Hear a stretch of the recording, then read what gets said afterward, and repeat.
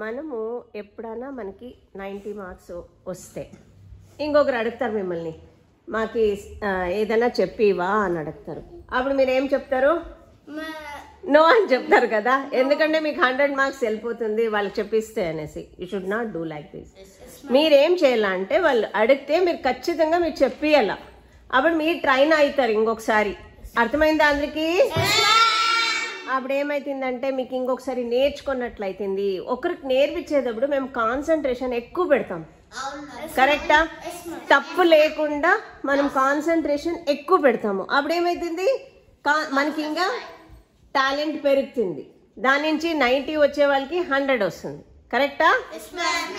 మళ్ళీ ఎవరికైనా ప్రైజ్ వస్తే మీరు ప్రైజ్ వచ్చినప్పుడు మీరు ఎంకరేజ్ చేయాలి, కంగ్రాట్స్ చెప్పాలి.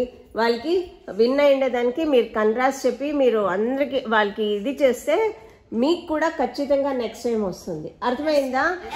మళ్ళా మనకి ఎక్కడైనా ఒక మీటింగ్ కానీ ఒక టీచర్ ఏమైనా చెప్పినప్పుడు కానీ నిద్ర వస్తూ ఉంటుంది, లేదంటే ఏదైనా మీటింగ్లో ఉంటారు, అప్పుడు నిద్ర వస్తూ ఉంటుంది. అప్పుడు ఏం చేస్తారో ఊరికే ఇట్లా కూర్చో ఉంటారు కదా.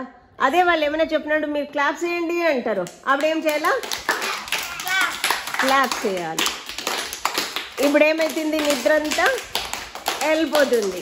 సో మీరు ఎనర్జెటిక్గా తయారవుతారు. అర్థమైందా? ఒకరికి ఎంకరేజ్ చేయాలంటే ఏం చేయాలి? ఒకరికి ఏదైనా ఇప్పుడు మీరు ప్రైజ్ వస్తుంది, నేనేం చేస్తాను? గుడ్ బాయ్ అంటాను, కంగ్రాట్స్ అంటాను. ప్రతి ఒక్కరికి గ్రూప్లో ఎట్లా పెడతాను? కంగ్రాట్స్ పెట్టి ఒక క్యూట్గా ఒక ఇది పెట్టి బ్లాస్ట్ చేసి అన్నీ చేస్తాను. ఎందుకు? మీ ఎంకరేజ్మెంట్ కోసం కదా. లేకుంటే ఊరికే కంగ్రాచులేషన్స్ అని పెడితే ఎట్లా ఉంటుంది? బాగుంటుందా?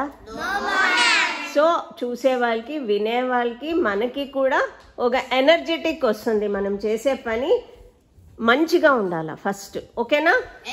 ఒకరికి హెల్ప్ చేస్తే మీకు అది ఖచ్చితంగా మంచిది జరుగుతుంది, ఓకేనా? All of you big clap. Okay, thank you so much.